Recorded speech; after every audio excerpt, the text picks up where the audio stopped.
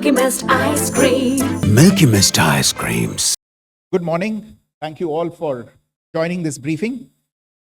As you are all aware, on April 22, 2025, Pakistani and Pakistan-trained terrorists belonging to the Lashkar-e-Taiba carried out a savage attack on Indian tourists at Pahalgam in Jammu and Kashmir in India. They murdered 26 people, including one national of Nepal, causing the largest number of civilian casualties in a terrorist attack in India since the 26 November 2008 attacks in Mumbai. The attack in Pahalgam was marked by extreme barbarity, with the victims mostly killed with headshots from close range and in front of their families. Family members were deliberately traumatized through the manner of the killing, accompanied by the exhortation that they should take back the message. The attack was clearly driven by the objective of undermining the normalcy returning to Jammu and Kashmir. In particular, it was designed to impact the mainstay of the economy, tourism, with a record 23 million tourists visiting the valley last year. The calculation, presumably, was that harming growth and development in the Union Territory would help keep it backward and create fertile ground for continued cross-border terrorism from Pakistan. The manner of the attack was also driven by an objective of provoking communal discord, both in Jammu and Kashmir and the rest of the nation.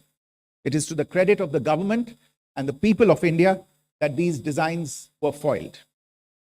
A group calling itself the Resistance Front has claimed responsibility for the attack. This group is a front for the UN-proscribed Pakistani terrorist group Lashkar-e-Taiba. It is notable that India had given inputs about the TRF in the half-yearly report to the monitoring team of the UN's 1267 Sanctions Committee in May and November 2024, bringing out its role as a cover for Pakistan-based terrorist groups. Earlier too, in December 2023, India had informed the monitoring team about Lashkar and Jaish-e-Mohammed operating through small terror groups such as the TRF. Pakistan's pressure to remove references to TRF in the April 25 UN Security Council press statement is notable in this regard. Investigations into the Pahalgam terror attack have brought out the communication notes of terrorists in and to Pakistan.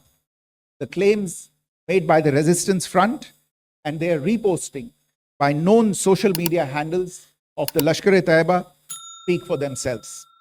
Identification of the attackers based on eyewitness accounts, as well as other information available to law enforcement agencies, has also progressed. Our intelligence has developed an accurate picture of the planners and backers of this team.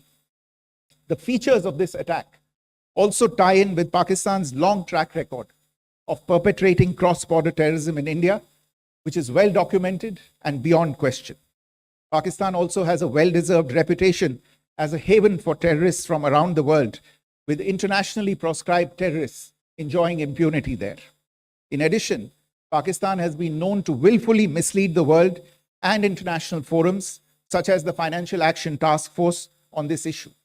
The Sajid Mir case, in which this terrorist was declared dead and then, in response to international pressure, brought back to life, found alive and arrested, is the most glaring example. The latest attack in Pahalgam has understandably generated deep anger in Jammu and Kashmir and in other parts of India. Following the attacks, the government of India naturally responded with a set of initial measures relating to our engagement with Pakistan. You're all aware of the decisions that were announced on the 23rd of April. However, it was deemed essential that the perpetrators and planners of the 22nd April attack be brought to justice. Despite a fortnight having passed since the attacks, there has been no demonstrable step from Pakistan to take action against the terrorist infrastructure on its territory or on territory under its control. Instead, all it has indulged in are denials and allegations. Our intelligence monitoring of Pakistan-based terrorist modules indicated that further attacks against India were impending. There was thus a compulsion both to deter and to preempt. Earlier this morning, as you would be aware, India exercised its right to respond and preempt as well as deter more such cross-border attacks. These actions were measured, non-escalatory, proportionate, and responsible.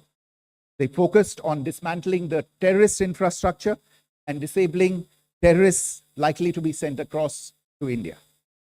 You would also recall that the Security Council on 25th April 2025 had issued a press statement on the Pahalgam terror attack, underlining, and I quote, the need to hold perpetrators, organizers, financiers, and sponsors of this reprehensible act of terrorism accountable and bring them to justice, unquote. India's latest actions should be seen in this context. Joining me for this briefing on our actions earlier this morning are Colonel Sophia Qureshi and Wing Commander Vyomika Singh.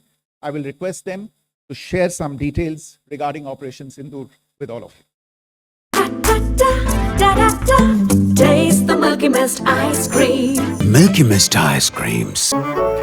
Minnambalam.com தமிழின் முதல் mobile பத்திரிகை.